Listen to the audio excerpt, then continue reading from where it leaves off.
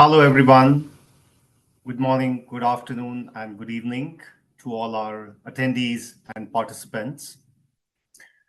On behalf of the organizers, I would like to welcome our esteemed speakers and attendees to the webinar, Ninth Insight of 10 New Insights in Climate Science. The theme of this webinar is Just and Responsible Energy Transition Minerals Value Chains. My name is Kapil Narula, and I work for the Climate Champions team. Our team supports the UN Climate Change High-Level Champions to help deliver on their mandate to strengthen the engagement of non-state actors to deliver the goals of the Paris Agreement through the established processes of the UNFCCC. I will be acting as the chairperson for this webinar over the next 90 minutes. This event is organized by Future Earth and co-organized by the Institute for Global Environmental Strategies. To the uninitiated, Future Earth is a global network of researchers developing and synthesizing knowledge to support transformations towards sustainability. The organization has a strong focus on systems-based approaches and seeks to deepen the understanding of complex Earth systems and human dynamics across different disciplines.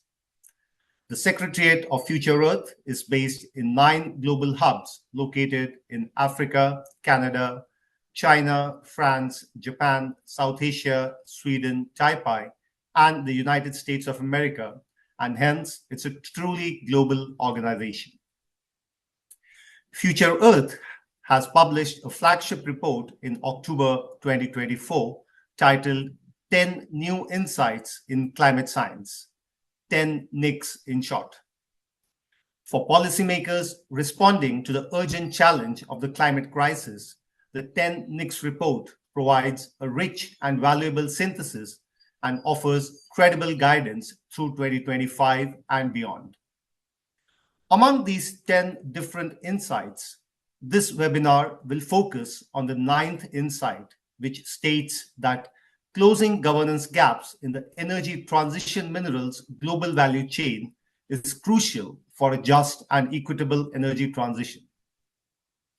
As I had mentioned earlier, this webinar is co-organized by the Institute for Global Environmental Strategies, IGES, which is headquartered in Hayama, Japan, and has more than 200 employees. The aim of the Institute is to conduct innovative policy development and strategic research for environmental measures, reflecting the results of research into political decisions for realizing sustainable development, both in the Asia-Pacific region and globally.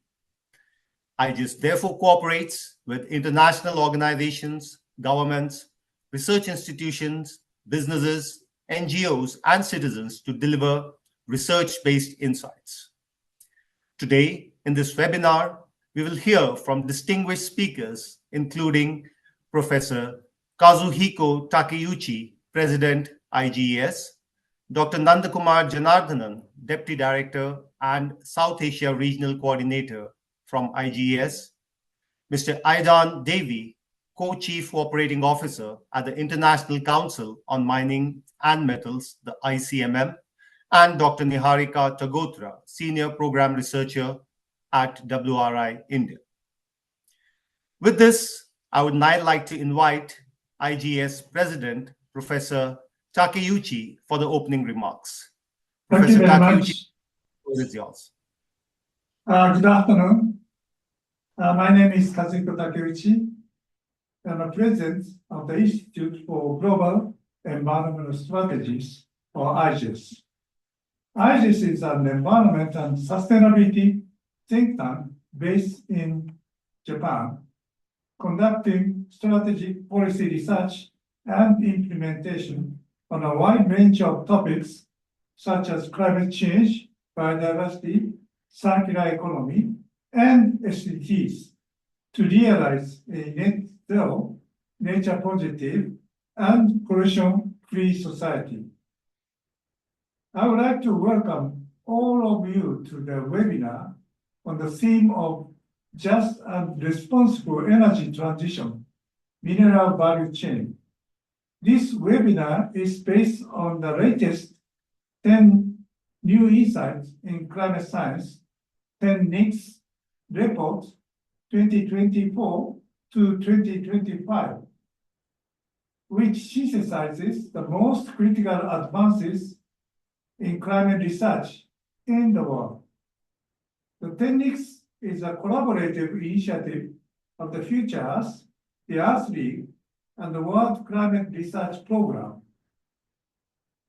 As a member of the Earth League, IGES has been actively supporting the 10 NICS initiative, and our researchers have made invaluable contributions to this report over the past years. The 2024 to 2025 version of 10 NICS was recently released, and for this version, IGES researcher Nanda Kumar Janardhanam has co-authored a chapter on the theme of just and responsible energy transition, mineral value chains. As you know, energy transition minerals are vital for enabling clean energy transition and climate mitigation goals, yet their value chain encounters multiple challenges and presents various risks to the environment and society. Today, Nanda Kumar will give a presentation on this important theme, followed by a discussion where two more distinguished panelists, Dr. Aidan Davi and Dr. Niharika Tagotora, will join. I would also like to thank Dr. Kapil Narla from the Breakthrough Agenda team of the UNFCCC for chairing this webinar. I congratulate the 10 NICS team, and I'm sure that this webinar will help deepen our understanding of the important role of a just and responsible ETN value chain. Thank you very much for your kind attention.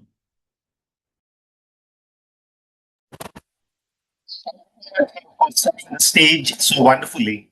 I'll now like to move on with the technical part of the seminar. As we move ahead with this webinar, I would request the attendees to post their questions in the question and answer box in your Zoom screen, and we will take up some audience questions later on. Kindly address your questions to a specific discussant and be brief. And please note that we may not be able to take all answers, all questions due to time constraints. I'll start with some of the key remarks for this webinar.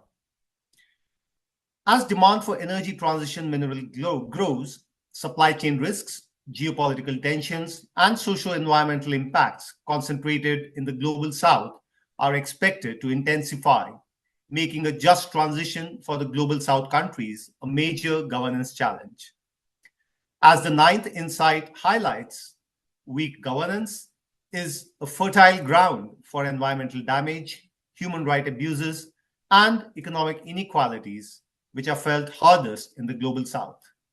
Hence, closing governance gaps in the energy transition minerals global value chain is essential to ensure a fair, equitable, and just clean energy transition. Strengthening international regulations, voluntary principles, and promoting equitable revenue distribution can create a just transition that benefits all stakeholders. In this backdrop, we'll move ahead with the session. We will start with a presentation from Dr. Nanda Kumar, who is one of the co-authors of the 10 NICS report.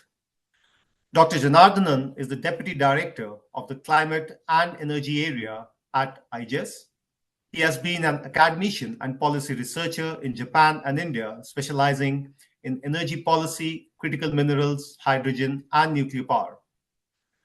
Dr. Janardhanan will share the insights on just and responsible energy transition mineral value chains from the 9th insight. Dr. Janardhanan, you have 15 minutes. The floor is yours. Thanks a lot. So as Dr. Narula mentioned, this presentation is about the joint chapter we contributed to the 10 new insights. So this chapter is specifically looking at energy transition minerals value chain and what kind of challenges and risks as well as opportunities are there and how we could possibly mitigate the risks associated with this value chain. And I'm extremely thankful that we also have some other distinguished speakers joining me in this event. So to start the presentation, I would like to say that the few specific points which I'll discuss here is that one is to highlight the importance of mineral needs or material needs in the net zero backdrop, and then the concerns about geopolitics, importance of responsible sourcing and closing the loop, and issues and policy challenges that are associated with the ETM value chain. As we all know, as we all probably have come across, many of you must have seen this figure from IEA report, which was published in 2021, which is on net zero. It talks about what kind of technology changes we need as we move towards net zero target. And there have been a sort of a clarity has been given in terms of what kind of technology integration we need to do. And in terms of electric cars or sort of bringing in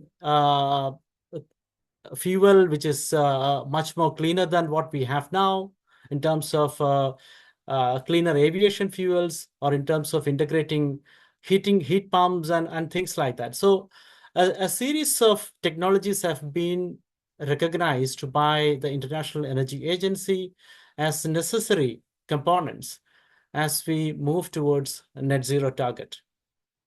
Now, these technologies, which we consider as important and crucial to achieve the net zero targets, is also sort of having an extremely high demand for critical minerals, which are mostly metals and non-metals that are actually used in various technologies. But there are actually sort of various concerns associated to the critical mineral value chain, especially because of its significance in terms of energy transition and the kind of huge demand that is happening. Its importance in economic and national security, especially in the context of advanced machinery and electronics requirement. And also, these minerals and these minerals are also sort of are actually encountering extremely, occasionally like cases of geopolitics. And also they have environmental vulnerabilities. Environmental challenges are also sort of one of the concerns about this mineral value chain. Now, probably this figure will give us an idea about why the critical minerals can actually sort of are encountering geopolitical concerns. First of all, as we see in this map, it shows that certain countries have significantly high resources and significantly high ownership of most of the critical minerals that are required by the world. And China has a remarkably high quantity of ownership of these critical minerals. Canada and Australia and some of the African countries and Latin American countries also have extremely high deposits and also sort of ownership of these minerals. So this distribution of these minerals across the world, that necessitates a dependency of countries on these resources, and any sort of supply challenges, which can be any reason. It can be political or any economic or even environmental reasons. So any sort of reasons, because of any reasons, if there are supply challenges that can affect energy transition or other energy related initiatives or technologies that are actually sort of important. Now, in terms of geopolitics, I would like to highlight a few specific points or a few specific instances of supply restrictions that has set the understanding of geopolitics of critical mineral value chain. In 2010, China had restricted rare earth exports to Japan, which is part of a sort of a political difference between these two countries. And that has actually led to several debates across the world about supply restrictions leading to economic problems, also sort of threatening national security. And 2023, another incident happened where China imposed export bans on gallium and germanium, two minerals, critical minerals, in retaliation against US chip restrictions.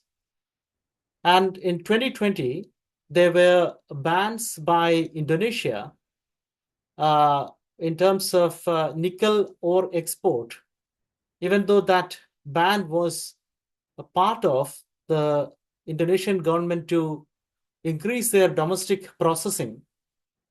This also sort of led to some kind of fear in the international market about the continuous supply of these minerals. Eventually, we have seen that Chinese investments have reached there, and quite a lot of processing facilities are actually now Chinese owned.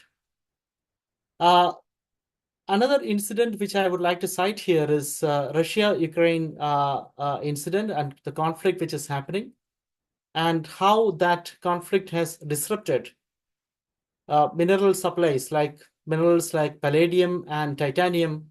Their supplies have been affected. These have been affecting industries not only in the West but across the world. So over the past several years, countries have also sort of taken several initiatives to address these kind of geopolitical vulnerabilities.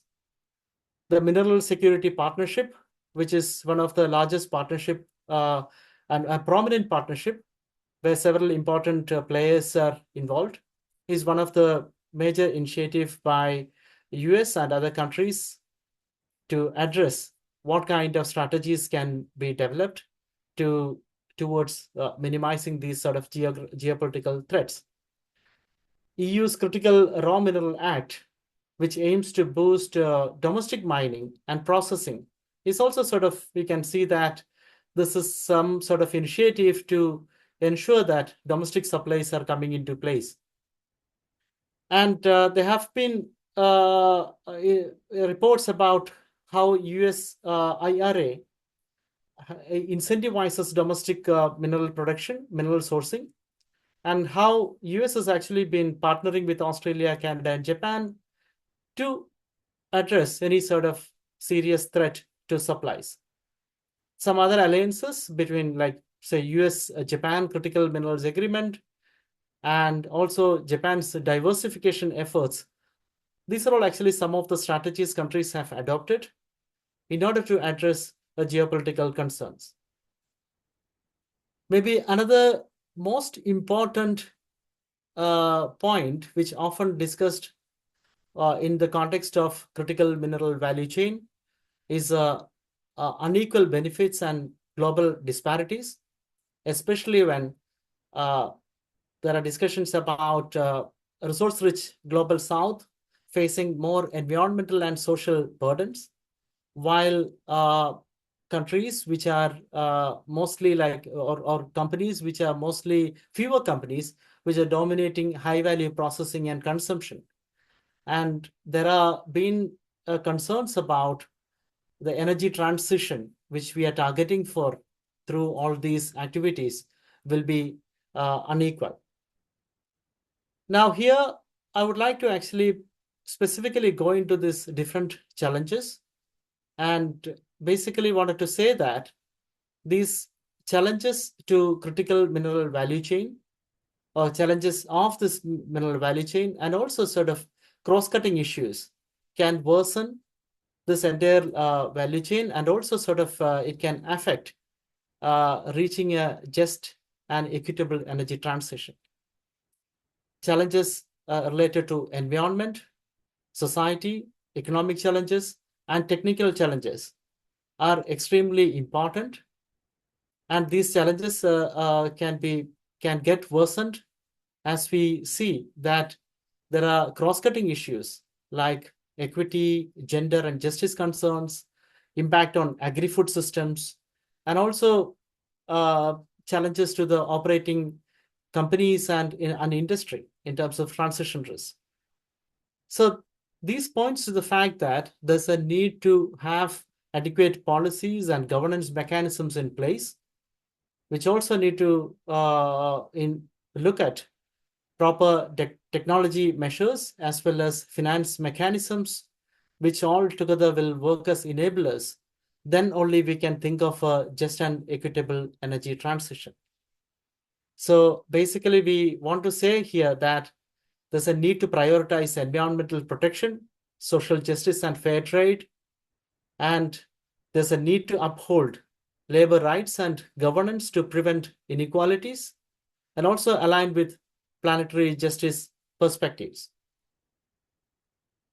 Now, as part of this 9th insight, we try to look at these challenges in a comprehensive manner, and we try to see what are the upstream activities, midstream activities, and downstream, and how all these issues, all these segments are actually presenting various environmental, social, economic, and technological challenges. And here, one of the argument which we presented here is that there is an urgent need for a multi-stakeholder participation, a multi-stakeholder governance mechanism that addresses not only the supply-related concerns, but also about environmental issues and issues that are faced by the society. So in order to achieve a just and equitable energy transition, a global scale multi-stakeholder platform is really important. And this is one of the key arguments in this 9th insight. Now, many of us have also seen that the UN Secretary General's panel was set up and a report has already been released, which highlights the importance of respecting human rights, integrity of this planet, and ensuring that the transition or this value chain must be focusing on justice and equity. And there is a greater importance has been attributed to benefit sharing and value addition and economic diversification. This report also highlights the need for responsible and fair value chain, and there is it highlights the need for investment and finance. And transparency and accountability is also critically important, because how actually corruption and related issues can be addressed. For that, transparency and accountability will have to play a key role. And then as a last point, it also suggests that a multilateral and international cooperation is extremely important for this, for ensuring a just and equitable value chain. So 3 major issues are before us in terms of for the countries to address. First of all, issues related to geopolitics that mostly originate from monopoly in terms of production or processing or supplies, and concerns about fewer alternatives to critical minerals. A second point is about just and equitable transition, where we need to ensure that equity and justice will need to be given utmost importance. And the third point is that there's a greater importance in terms of prioritize, in terms of mainstreaming a circularity approach, especially by incorporating advanced technology and also increasing opportunities for secondary supply so that there is a better recycling, efficient recycling, and we probably do not have to, probably we can actually think of minimizing primary supplies if adequate recycling is in place. So in terms of summarizing this presentation, I would like to again go back to the points which I mentioned earlier, that there's a governance mechanism is required towards ensuring accessibility and availability of mineral resources. Finance mechanisms are required in terms of benefit sharing and also sort of just an equitable transition. And accelerating technology integration is going to be extremely critical, especially from the context of strengthening circularity. I just want to highlight some of the publications IGES has been involved, and we had an opportunity to contribute to policy brief on this topic with G20 and G7, and as well as the latest report by 10 NICS. So these are actually some of our work we have done. Thank you so much for listening, and I'll be happy to hear your suggestions or questions. Thank you. Thank you, Dr. Nandakumar. I think those was a very insightful presentation, and I really liked some of your key and colorful diagrams, which visually present some of the challenges as well as risks to the energy transition which the critical mineral value chain presents. I was also excited about some of these strategies which you mentioned, and the need for the clear multi-stakeholder governance mechanisms which you highlighted. So with that, I'll now invite the discussants for sharing their insights, and we'll start with a short introduction of Mr. Aidan Devi. Mr. Devi is the Co-Chief Operating Officer at the ICMM, where he leads initiatives on mining standards, sustainability reporting, and policy engagement. With over 35 years of experience in sustainable development, he has worked with organizations such as the World Bank and the International Finance Corporation, focusing on environmental issues and on social responsibility within the mining industry. He'll present the industry perspectives and their role in working with governments and stakeholders in ensuring a just and responsible value chain. Mr. Devi, you have about 5 minutes for your opening remarks. Over to you. Well, thank you so much, and thank you so much also to IGES and Future Earth for the opportunity to be a part of this really important panel. So I've been asked to offer a perspective on industry's role in working with governments and stakeholders in ensuring just and responsible value chains. And I want to start by saying that any mineral resource governance regime needs to begin by acknowledging the realities we currently operate within, as opposed to the way we might want it to be. Now, some of this has been partially covered in the opening remarks of Takeuchi-san and indeed Nandakumar's presentation, but let me offer a few observations to try and boil this down. My first observation is that mineral value chains are subject to a number of inherent inequities. Firstly, in the distribution of minerals, which is a function of geology and geography, some countries are mineral rich and others are not. Secondly, there are inequities in the distribution of processing capacity to transform ores and concentrates into something of higher value. And then thirdly, there are inequities in the distribution of manufacturing capacity to make use of those materials for consumer-facing products. My second observation is that these inequities are rendered more complex by what you could call complicating factors. So one complicating factor concerns the irrationality or the lagging nature of commodity markets. For example, we can confidently predict that we will face a supply shortfall of copper in the medium term based on the work of IEA and others.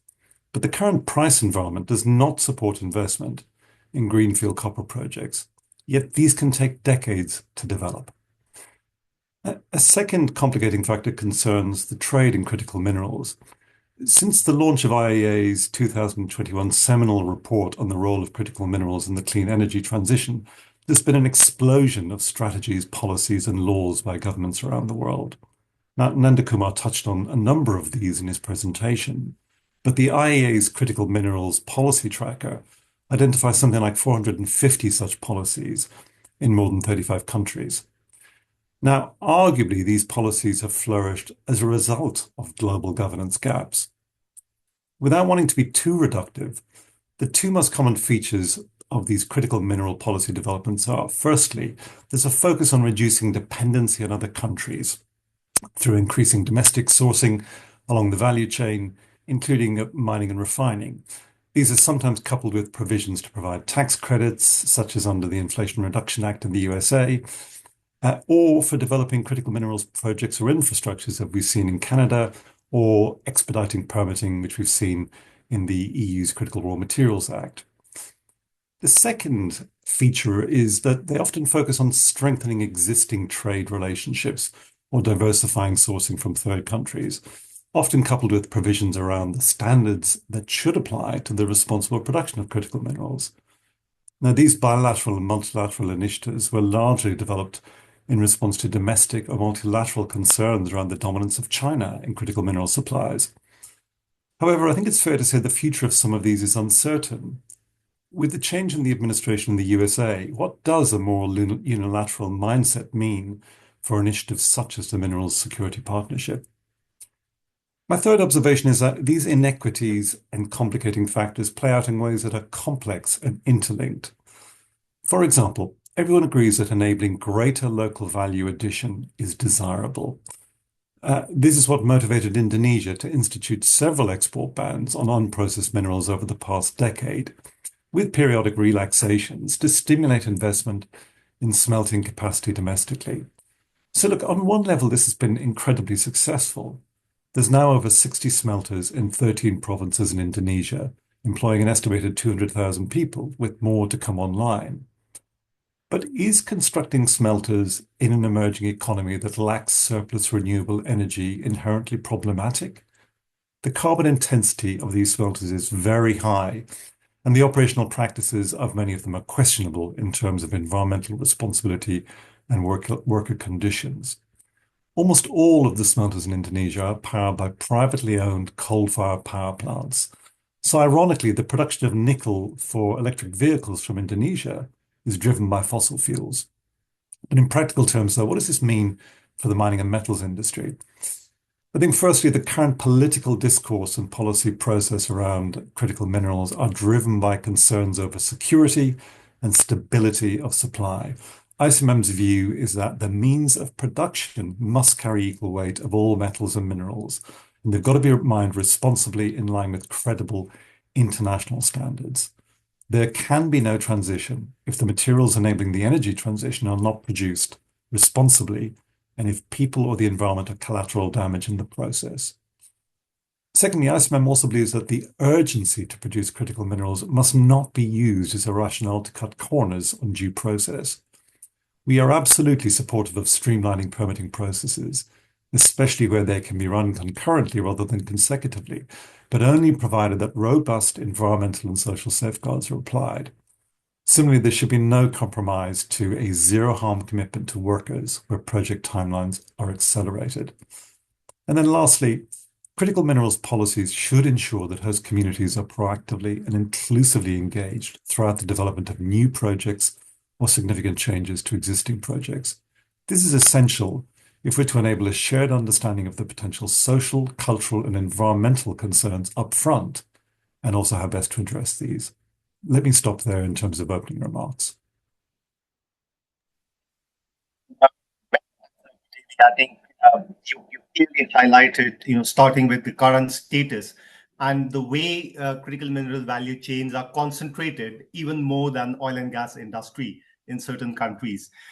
You also mentioned about the complicating factors, including how and why markets and investments are lagging in the critical mineral space. With over 50 countries, coming up with their mineral strategies, and the latest one which I saw was for Greenland. And some of the incentives and standards and the interlinked and complex factors which you identified really hold ground in this context. So I would also like to remind the audience to use the Q&A box for their question and answers. Let's try and make this a more interactive discussion. Moving on, I would now like to invite Dr. Niharika Togotra for her introductory remarks. She is a senior research specialist in the energy program at WRI India. And prior to this role, she was a consultant on energy security at India's Ministry of External Affairs and was the NBR Clean Edge Fellow for 21-22. She holds a PhD in international politics and an MPhil from Jawaharlal Nehru University in Delhi. She will present the perspectives from the Global South on critical mineral value chains and energy transition. Dr. Niharika, you have the floor for the next 5 minutes. Thank you, Dr. Narula. I think I've been interested with the job of holding a mirror to the growing urgency around critical minerals and offering perspectives from the Global South. I think it's very important to sort of analyze the political economy around the demand-supply matrix for critical minerals. And once you do that, you realize that there is a growing core-periphery segregation among the producer and consumer countries. And countries essentially at the core are holding access to technology and finance, which is needed for robust mineral value chains. While countries that find themselves at the periphery are mostly the resource-rich countries from the Global South. Certain interesting numbers, for instance, the African continent holds about 25% of the total reserves of the minerals, which are classified as critical by the IEA. And 19% of those are the ones that are needed for EV manufacturing. DRC supplies about 68% of the total global cobalt imports. Chile produces 25% of lithium, and Indonesia is home to 22% of the world's nickel reserves. Now, when you contrast that with the midstream and downstream aspects of mineral value chains, these appear to be concentrated within a few developed countries. The manufacturing of battery packs and electric vehicles, for instance, is dominated by developed countries.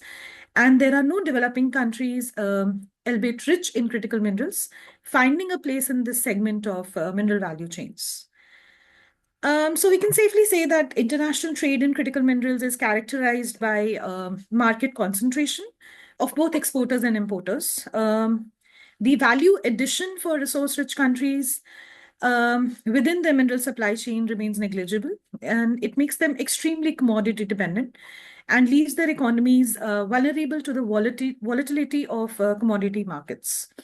Now, extreme commodity dependence has been linked to low human capital. Notably, 29 of the 32 countries that have been classified with a low human development index are also commodity dependent. And I acknowledge that at the outset, these challenges can be directly attributed to the state of economic development of some of these countries. But the manner in which the global trading regime around critical minerals is structured also contributes to a lack of access of enablers for the peripheral developing countries. In the international trading system for critical minerals, it is the global power structures that play an increasingly important role in determining some of the trade flows. Conventionally, international trade has followed a rules-based trading system, but increasingly this faces a challenge from the evolving regional trading blocs and bilateral economic partnerships. Now, this becomes even more pronounced for critical minerals, where trading partnerships are being replaced with strategic partnerships on critical minerals, given that these have been categorized as essential to national security. Countries are forming what are known as importer-exporter strategic partnership agreements. For instance, the recently concluded free trade agreement between the European Union and countries of Latin America contains provisions for easing export restrictions on critical minerals. And this is aimed at increasing cooperation for European Battery Alliance. Even under some of the other plurilateral partnerships, including the US-led Mineral Security Partnership or the Intergovernmental Forum on Mining, Minerals, Metals and Sustainable Development, these forums are actually heavily influenced by geopolitical competition over critical minerals. And in these groupings, the concerns of the developed countries actually trump those of the supplier countries located in the developing world. There is a heavy focus on improving access to minerals, simplifying supply chain, for downstream industries, which are manufacturing high-end technologies. Finally, there's another noteworthy aspect of minerals trading regime is that while these resources are nationally owned, their exploration, extraction, and processing rights are often owned by private companies or individuals, and their exploitation creates significant environmental and social externalities. Their mining, it has been observed, accrues little value to the producing countries and ends up aggravating economic vulnerabilities and widening some of the social inequalities. I think I'll just stop here and let the discussion take over from here on.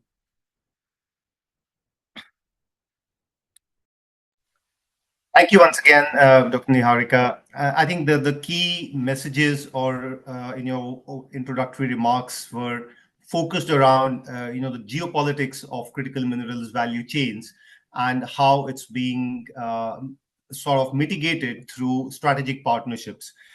You also mentioned about market concentration in the critical mineral supply chains, and that the power essentially is resting with countries of the global north. And the global south countries are essentially being looked at as commodity supplier countries. And so with that background and some opening remarks, I'll move on into the panel discussion. And we'll try and have about 2 rounds of questions to each of these panelists.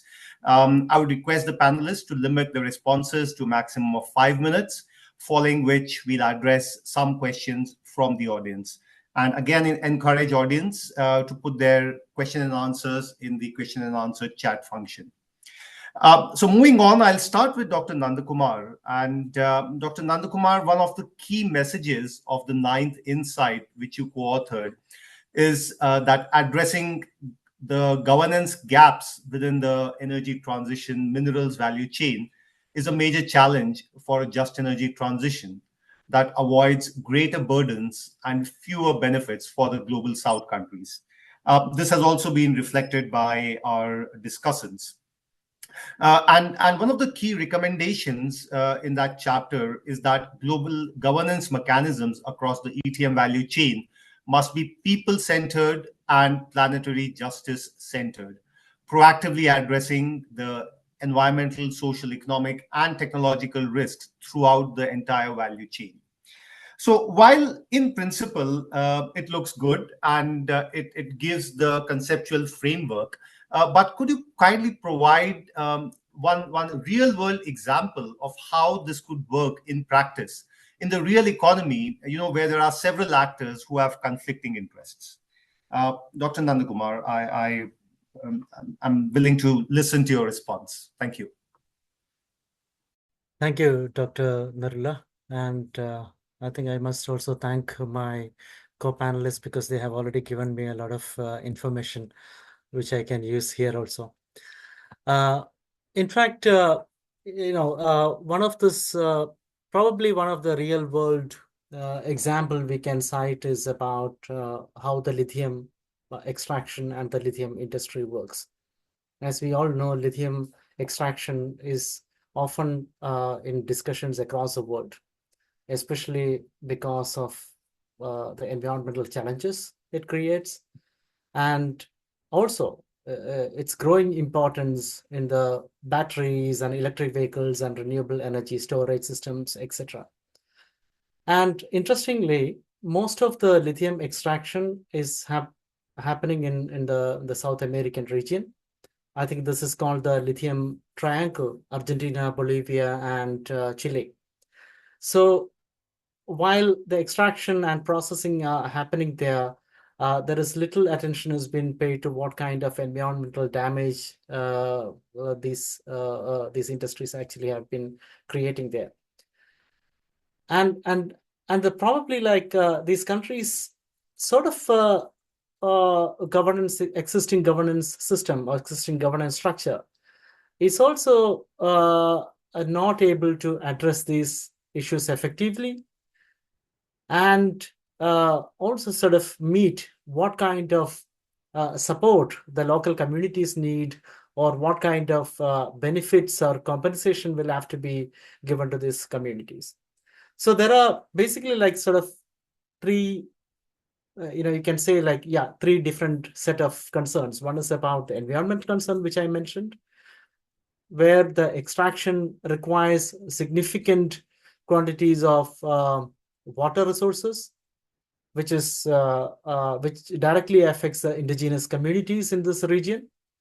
And then the social and economic inequalities this value chain, this industry is creating. For example, local communities often do not receive a fair share of economic benefits.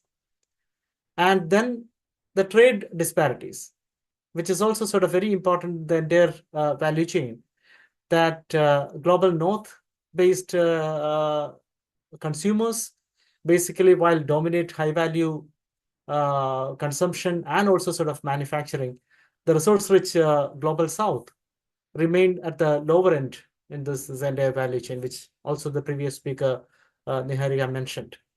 Now, one of the ways to come out of this, probably this is, even though it is a lithium's case, it can also be applicable. It is also applicable in the entire value chain of critical minerals that, as I mentioned earlier, multi-stakeholder governance framework will need to be developed, which is also sort of interestingly our core point in our ninth insight, that such a platform should involve national governments, industry leaders, and local communities and sort of international organizations. Because such a framework is extremely important primarily for ensuring benefit sharing mechanism, that the people who actually lose livelihood, or people who face environmental issues or like sort of resource challenges, and how the benefits actually can be shared with them. Now, in terms of also, it's also important in terms of environmental accountability to companies or institutions that are actually operating these facilities, and how they are actually responsible for clean and sustainable activities, or even sort of water conservation, or even all sort of resource conservation and minimizing land degradation, etc. Now, this probably another area this kind of a global mechanism can focus is technology transfer and capacity development. Technology transfer mechanisms have been sort of nominal initiatives by certain countries, and often this technology transfer doesn't happen as transfer, but it is sort of sale of or subsidized sale of technologies. That will not help here. So there should be a mechanism to transfer technologies so that these global south countries, which are rich in resources, can also sort of utilize it. And these technology transfer should also accompany provisions of capacity development, which will definitely help the workforce, as well as even to the governance systems in those countries. Apart from all these, there are also proposals about producing country alliances are needed. But these kind of producing country alliances have a good side and bad side. While they can make their voice, make their demands more vocal in the global platform, biggest challenge is about a formation of a cartel kind of thing, which we have always we often discuss in the context of how the oil producing countries behave. So basically this international global platform, a multi-stakeholder global platform, will have to be mindful of all these activities, all these areas. And that is actually what we are trying to say as a people-centered governance mechanism, and also sort of considering the planetary justice and promoting equitable value chain and all. Now, what I have suggested is probably, it sounds like an ideal scenario now, but it is something which is extremely important to ensure that the value chain operates and functions well in this world. I think I'll stop here and I'll see if there is any additional comments on this. Thank you. I think you clearly outlined the conceptual framework. We will possibly hear at the end on some more ideas on actually how to operationalize this benefit sharing mechanism.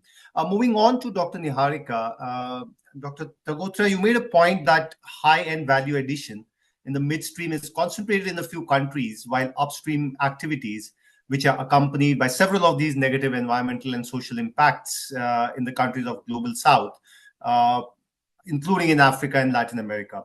So could you kindly address the possible solutions to this imbalance, including for trading regimes, so that benefits can be shared more equitably?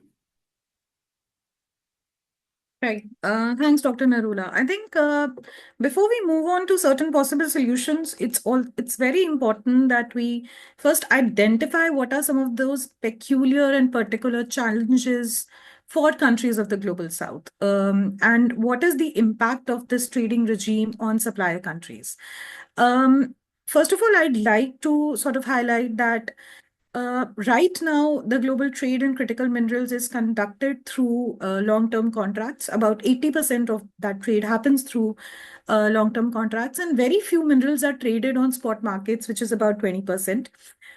These contracts are negotiated privately, and prices are determined bilaterally, leading to concerns around balancing commercial flexibility with the need to ensure that these contracts remain certain and legally binding. There is also the challenge to allow for reopening and restructuring of some of the pricing systems in sync with the market prices. These long-term contracts also exclude legally binding provisions on adherence to ESG standards, and they limit themselves to voluntary ESG-related commitments, which are non-enforceable. Contract transparency is a major issue which impacts the profitability of the mining sector in the developing countries and determines local value addition.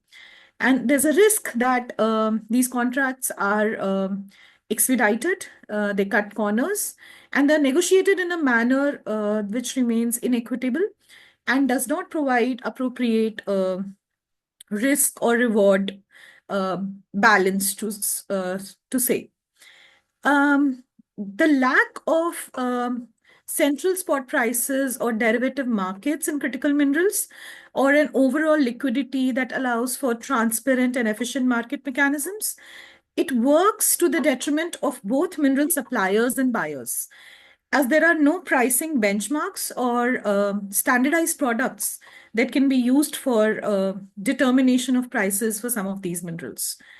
And finally, I think there is an asymmetry in the process of price determination, which works to the benefit of dominant buyers in the market. These buyers prefer long-term contracts for securing their supplies.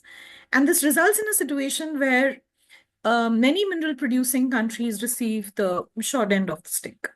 So I think I'll stop for now. Because in the later part of my talk, I will talk about building on these challenges, what could be some of the possible solutions. Thanks, Niharika. I think you mentioned a very, very important point on market and contract transparency, which is essential for actual price discovery and to ensure that adequate controls are inbuilt into the trading mechanisms of critical mineral chains. Hopefully, we can take this on a little later. Once again, I'd like to remind the audience to put in their questions in the Q&A chat. We'll take some of these at the end of the webinar. So moving on for Mr. Devi. Mr. Devi, we are all well aware that ICMM has recommended a set of mining principles for the mining industry, which actually defines some of the good practices, including on ESG, which needs to be followed by a company. Now, in the backdrop of the need to close this governance gaps in the energy transition mineral global value chain, what are the challenges which you see in the industry partners actually adopting these principles? Thanks so much for the question. And just to give a little bit of context around that, ICMM is a member-based organization, and the members of ICMM commit to a set of good practice environmental, social, and governance requirements that they have to apply across all of their assets globally. We have 24 member companies, which is small in number, but in terms of global production, depending upon the commodities, our members collectively account for somewhere between 30 to 50% of global production, for example, of gold, iron ore, just by way of two examples.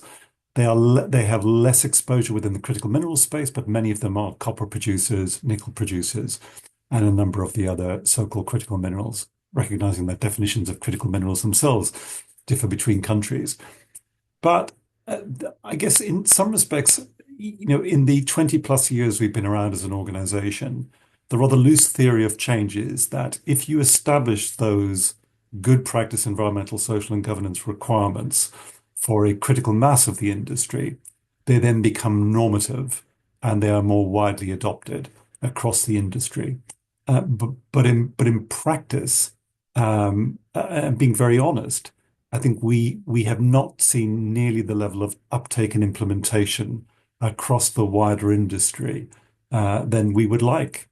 And so your question is a very good one and a very timely one. And I think there are kind of four challenges as to why others have not really adopted the high standards of environmental, social, and governance that we require of our members. The first one is that the responsible mining standards landscape is inherently very complex. There are multiple competing standards out there today vying for attention. And that complexity, one makes it difficult to know which of these do you trust. And so that in turn results in an erosion of trust, I think, of all standards. Secondly, there is an issue around access. ICMM is a membership body, so participation in the mining principles on one level sits behind a paywall of membership. Of course, they are publicly accessible and available, and all of our guidance documents are in the public domain. But that is very different to having the motivation by virtue of being a member to implement the commitments. A third issue relates to ownership and control, and it touches on the point that Nanda Kumar made around multi-stakeholder governance. Today, the mining principles are governed by ICMM, which is an industry body. So how can other stakeholders trust a standard that they have no role in governing? And then the fourth point, I think, is that our model of assurance and audit and disclosure devolves much of the responsibility to member companies in terms of contracting with assurance providers, in terms of disclosure of the outcome of that work, which again creates some level of trust concern with the disclosure of audit results. Look, all of that has motivated ICMM to work with three other responsible mining standards owners, the Copper Mark, the World Gold Council, and the Mining Association of Canada, to take our four standards and to consolidate them into a single standard for responsible mining. And that standard will be overseen by an independent body that will be responsible for managing an assurance and certification framework. And that body will be governed by an independent multi-stakeholder board. Beyond just a focus on upstream mining, that entity will also focus on responsible practices at every stage of the value chain. We refer to this work under the banner of the Consolidated Mining Standards Initiative. We've been working on this probably for about 18 months or so. We've just finished a first round of public consultation on a draft global standard, which has got detailed performance requirements in 24 performance areas, on a governance model for that embodies multi-stakeholder governance with equal participation of affected stakeholders and commercial interests, mining companies, and indeed value chain companies. And it also lays out, and we also put out for public consultation, a governance framework and assurance model. All of that ended in December. We're currently processing somewhere in the region of nearly 5,000 comments that came through from nearly 200 submissions to that process. So we are we're a step towards the journey of having a standard that will hopefully enjoy much greater trust, uptake, and implementation, and resolve some of the challenges we face today with a standard that is kind of industry-owned, industry-led, behind a paywall of membership.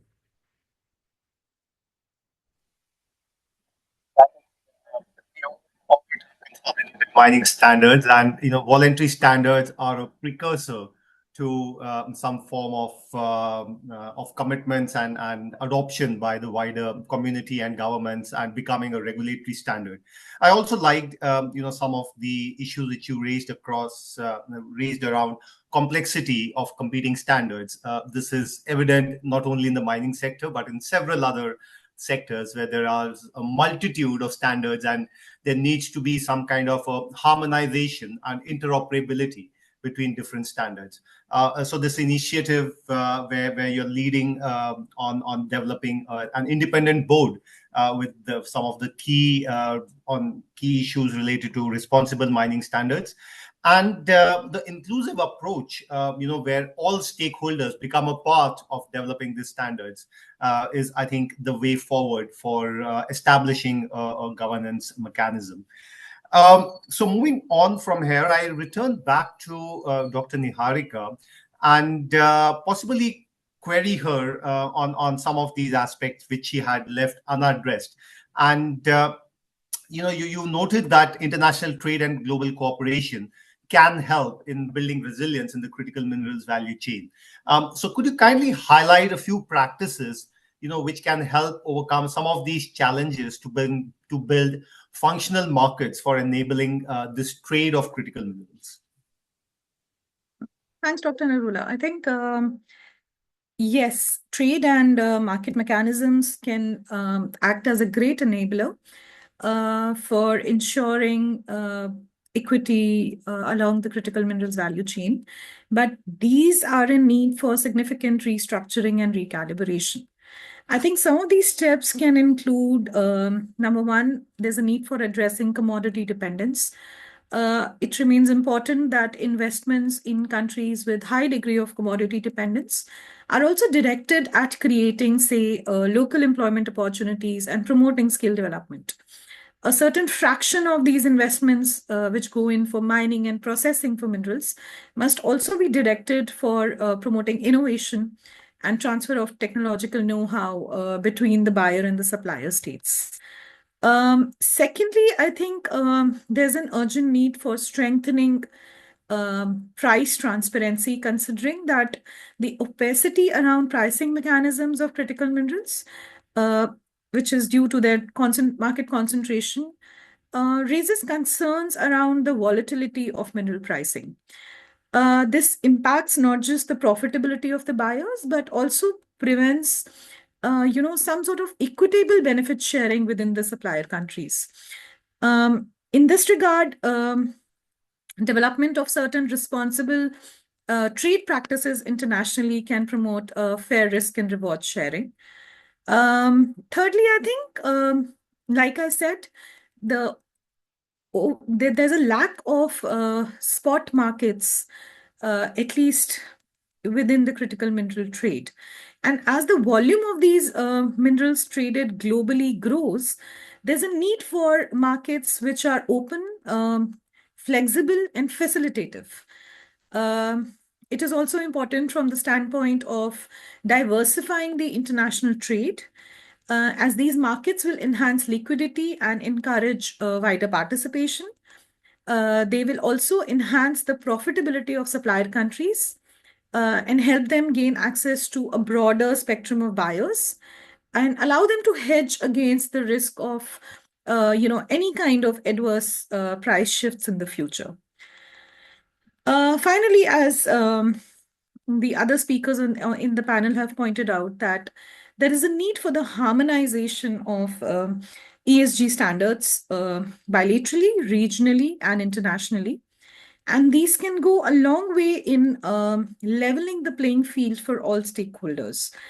It's very important that international trade incorporates these practices that emphasize clear and regular environment reporting, and they promote responsible management of natural resources within some of these countries.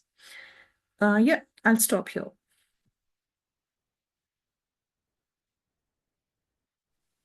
Thanks, Niharika. I think critical minerals markets need to evolve. There needs to be a mechanism for price discovery, but that will only happen, once there are enough number of suppliers as well as, off-takers in the market. Traditionally, like you mentioned, 80% is done in long-term contracts, and possibly the industry does not feel the need to come onto the market for trading of critical minerals. So moving on for this, that's a big challenge. So let's move on to Mr. Devi. Maybe he has some answers for this. But also I'd like to ask Mr. Devi, because he brings in the industry perspective, that how can actually the mining industry play an active part in supporting governments and other intergovernmental efforts to close the governance gap for ensuring a just and responsible critical minerals value chain? You did mention, some of the ongoing work on standards, but is there more which the industry can do, and how can they collaborate with governments to take this governance mechanism forward? Mr. Devi. So I think there is more, and sometimes that more is for individual companies to do. Sometimes it is for collective endeavor on the part of the industry through organizations such as ourselves. Look, one way, though, is to be an active participant in important debates and fora. So, for example, ICMM has been an active supporter of the Extractive Industries Transparency Initiative since it was launched. Our members financially contribute to the work of EITI, and it's a condition of membership that you have to be an EITI supporter. More importantly than our engagement with EITI at the, if you like, at the executive level, the member companies of ICMM engage in the multi-stakeholder groups in the countries that are engaged in EITI implementation where they operate. So that, I think, is a very practical and really important way. Staying with that theme of participating in kind of important foreign debates, ICMM was invited by the UN Secretary General to participate in the high-level panel on critical minerals. They came up with a set of voluntary principles that Nanda Kumar mentioned to guide the responsible development of critical mineral value chains. And again, we were selected because of expertise, not because we represented governments, companies, or industries, but we were the sole kind of industry and private sector voice among a panel of several dozen government and civil society organizations and international organizations. So again, I think that's a very practical way in terms of engaging in those really important debates and hopefully helping to shape them. Quite honestly, in several areas, the ICMM's existing commitment go beyond the principles that were agreed, including in relation to human rights, contract and tax transparency, diversity, equity, and inclusion, and also in relation to nature. And we had hoped and advocated for the principles to go further in some areas where the role of governments and international bodies are essential to raise the floor of mining practices globally through stronger enforcement of national laws, and also acknowledging that, and I think you mentioned this, Kapil, that in many respects, legal requirements are often lagging societal expectations. And that is partly the role that these responsible mining standards help to fill, because very often the legal framework is inadequate to address the wider set of societal concerns. And then maybe just one last practical way to support kind of global governance challenges is to partner with others to advance progress on specific areas that may be challenging and to make progress collectively rather than unilaterally. And so one very good example of that is the work we did as ICMM alongside the United Nations Environment Programme and the Principles for Responsible Investment to develop a global industry standard on tailings management in the wake of the Brumadinho tailings dam tragedy in early 2019. And then more recently to establish a global tailings management institute that will be responsible for promoting uptake, excuse me, implementation, and an assurance framework for that standard. Again, the governance of that body, which will be headquartered in South Africa, will be multi-stakeholder in nature.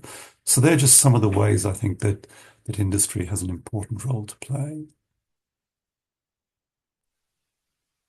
Maybe, I think in the interest of time, we'll move on with the last question to Mr. Janardanan.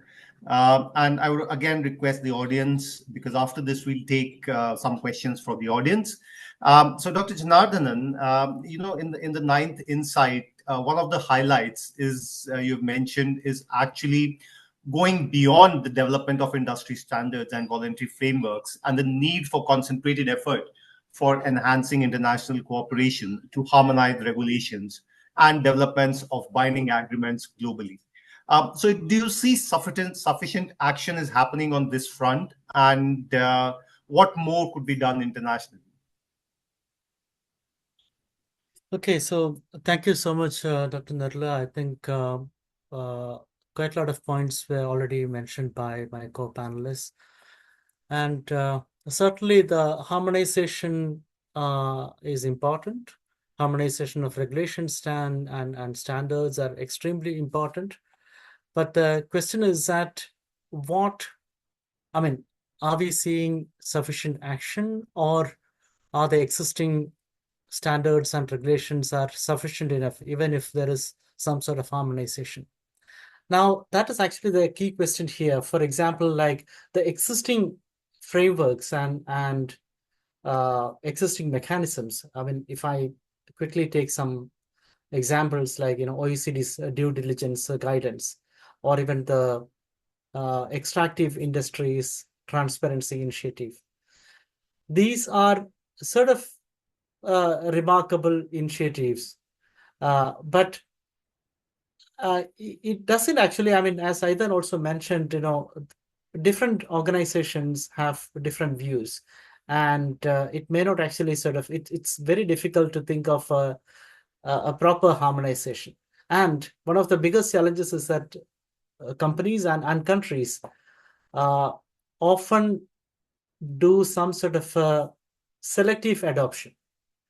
I don't know to what extent even that adoption is happening, but basically trying to meet only the least restrictive standards, or something like that. So that should be a point that all the stakeholders should try to address.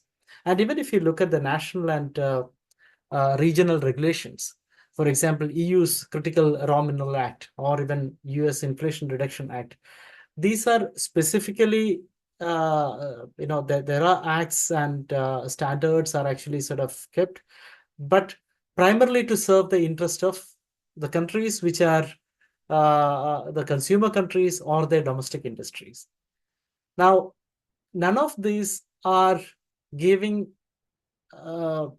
notable importance to how the governance systems are working in this global south, or how the resource-rich global south countries are actually, what kind of challenges they are facing, and things like that. I'm coming to the previous point which I made earlier, that there is nothing like an overarching framework, or probably there is a need for an overarching framework like what we see it in the Paris Agreement, or something that sort of a global agreement is required to make at least certain elements of this rules and standards binding. Probably not everything, but certain important things have to be made binding. And also there are, it also should look at possibilities of addressing trade disputes and geopolitical rivalries, all these. So in my view, there is a greater importance for this multi-stakeholder partnership, without which the ETM value chain will not be sort of, as I mentioned earlier, it may not actually function properly. And there are a lot of issues actually, like even displacement of people, and then loss of livelihood. All these issues are already, we have already discussed about it. Now, one of the ways we could think of, I mean, who could initiate such a multi-stakeholder partnership? I believe that the role of country groupings like G20 and G7, and I had the opportunity to collaborate with Dr. Narula on this policy brief for G7. So such initiatives will, I mean, such country groupings can take the lead. Understanding, especially I think G20 has a bigger role because that is a platform where you can see global north and south. And these kind of platforms should try to take the need for a multi-stakeholder platform as a, into mainstream. I mean, this is, as I mentioned earlier, again, the producer alliance and things like that have been mentioned, but I'm very doubtful about what is the future of such an alliance and whether that could, probably move to a sort of a cartelization and things.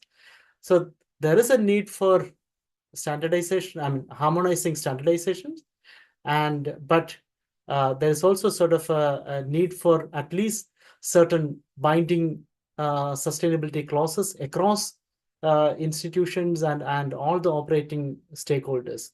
And again, coming back to the point that multi-stakeholder platform is really important, which can function globally. Thank you. Thanks, Dr.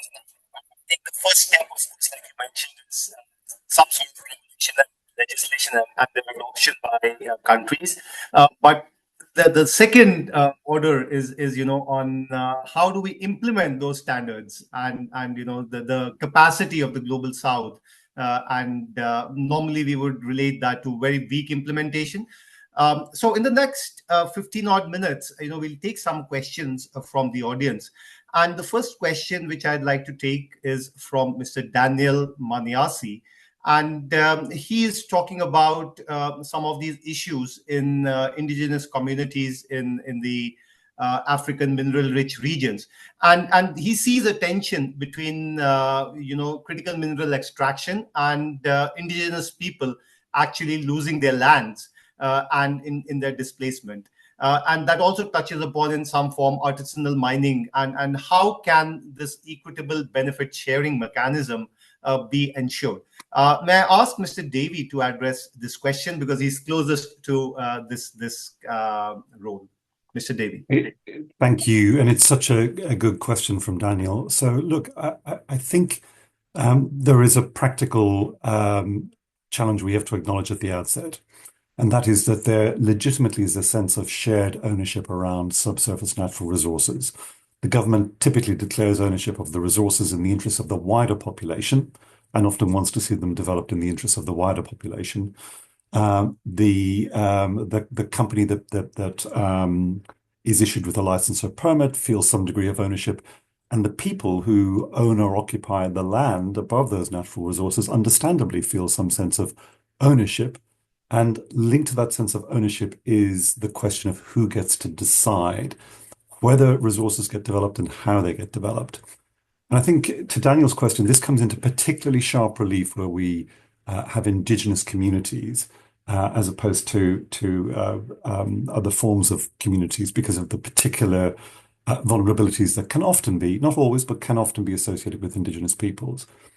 I guess where we stand as ICMM on this is that international instruments must be respected, in particular, both the UN Declaration on the Rights of Indigenous Peoples, UNDRIP, and also the UN Guiding Principles on Business and Human Rights.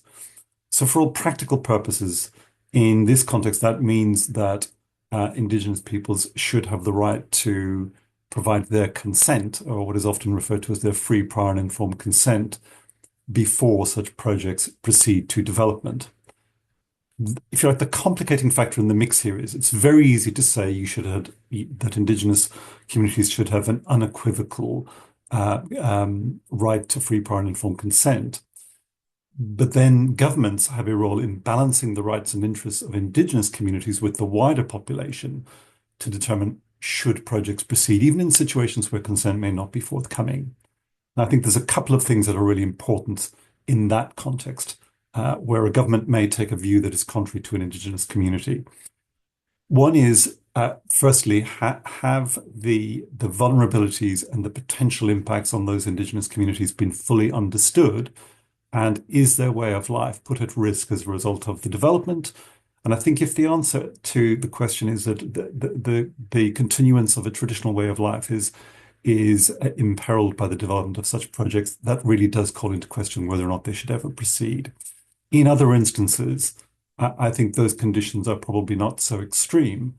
And then the question becomes, have we adequately understood and compensated for the losses that those communities will face?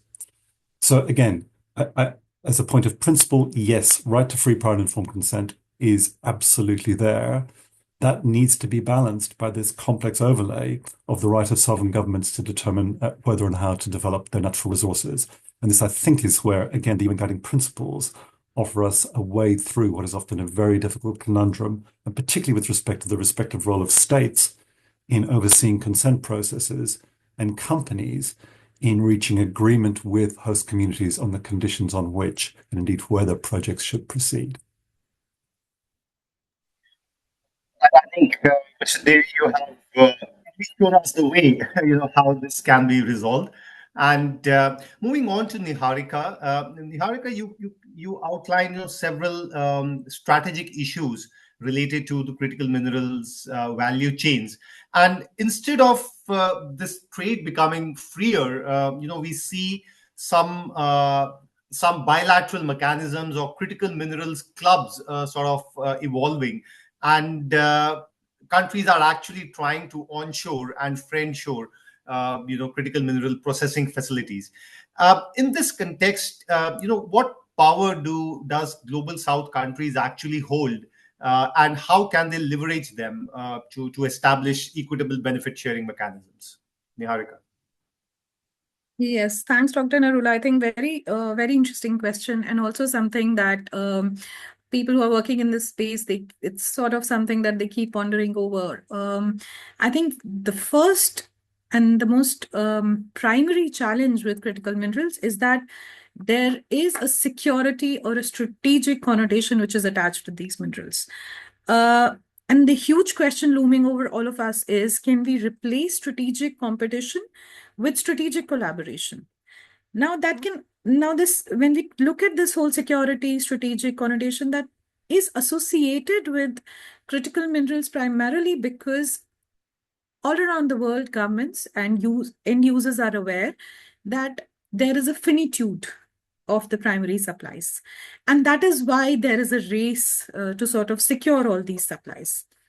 If you want to address these security strategic challenges, or if you want to then sort of recalibrate that terminology, there is a need to sort of shift or recalibrate your approach to how these minerals are being used. And I think in the future, there are two possible solutions to it. One is technological innovation. That is, stakeholders, industries rapidly innovate and look for alternative technologies that could become commercially scalable and that are not as mineral intensive as some of the technologies that we have in use today. And second is input diversification, which is that alternative mineral chemistries, reuse, recycling, bringing in circularity within the mineral value chain so that a lot of the primary mineral requirements is then met through what we call as urban mining. So I think once we shift how we approach these minerals, will shift how will resolve some of the issues that we see that are associated with primary mineral mining and processing as of date. In terms of what power countries from Global South hold, I think there is an innate fear that this is going to be an opaque sort of cartelization of critical minerals, and we are going the oil way with these minerals. And as Professor Janardhanan pointed out in his presentation, several export restrictions, several export bans have been put in place by some of these producing countries. But I do feel like these do not serve the purpose. While it does sort of underline the leverage that these countries hold over production, but it does not serve their purpose. So I think the power is in greater collaboration. The power is in having a much greater say in norm building around how these minerals are mined and processed within these countries. So I think there's a need to sort of move on from strategic competition to strategic collaboration. Thanks, Niharika. I think that's a wonderful takeaway, moving from strategic competition and the race for critical minerals to strategic cooperation. That is to the benefit of both supplier and end user countries. So, in the interest of time, in the last few minutes, I'll give the floor to each of the panelists to present their concluding remarks, and I would like them to share one key action which they feel that needs to be prioritized over and above the other several actions, for closing the governance gap in the energy transition minerals value chain. Mr. Devi, I'll start with you, followed by Niharika, and then Dr. Janardhan. Thanks so much, Kapil. And perhaps, and forgive me if this feels narrowly self-interested, but I think we're currently facing a future where there is a risk of all of the responsible mining standards that exist undermining one another. And so for me, I do want to see a move towards greater simplification of that complexity. We are starting that process ourselves and 3 partners by producing a single standard for responsible mining. We will ultimately relinquish control of that in very short order to an independent multi-stakeholder board. We are not looking to a future of monopolistic positions in terms of responsible mining standards. We think it is healthy for there to be a few, and to Nanda Kumar's point, for there to be a degree of interoperability between whatever standards remain and exist. But I do think that the current complexity in the responsible mining standards landscape risks undermine the ability to provide energy transition minerals at scale in a way that is respectful of people and the environment. And that is ultimately the future I believe we all want.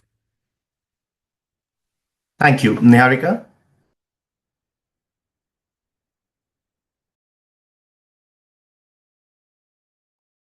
Sorry. I think at the risk of repeating myself, we do have a lot of potential opportunities within the critical mineral space as on date. I think it's important that, as Professor Janardhanan and my fellow panelist, Dr. Devi pointed out, there needs to be a multi-stakeholder collaboration. We need to it needs to go beyond governments. It needs to go beyond industries, and it needs to come to the level of indigenous communities, indigenous people. We need to have those conversations, and it needs to become more global than it is right now at this stage. Thank you so much. Dr. Janardhanan, your concluding remarks? Yeah, I think one of the important points related to responsible mining or responsible value chain is that many times people don't actually sort of look at the additional challenges the global south is facing. For example, climate impacts are extremely severe in global south, and that is already posing threats to agriculture, economy, livelihood, and all. And it's a global community's responsibility to ensure that if we can actually make it one challenge less, and probably a critical mineral value chain is one place where we should actually start thinking for that. That's all. Thank you. Thank you so much. So I'll just quickly summarize this in the last 1 minute, what I heard from the panelists and the key takeaways from Mr. Devi on standards simplification. I think that's the way to go forward. From Niharika, an inclusive approach, where you have all stakeholders in a form of a multi-stakeholder collaboration. and from Dr. Janardhanan, seeing the larger picture and taking it as a collective responsibility. I'll only conclude by saying and reiterating the theme or the ninth insight, saying that closing governance gaps in this energy transition global mineral value chain is actually crucial for a just and equitable energy transition. And we cannot move ahead with a global clean energy transition without overcoming this challenge.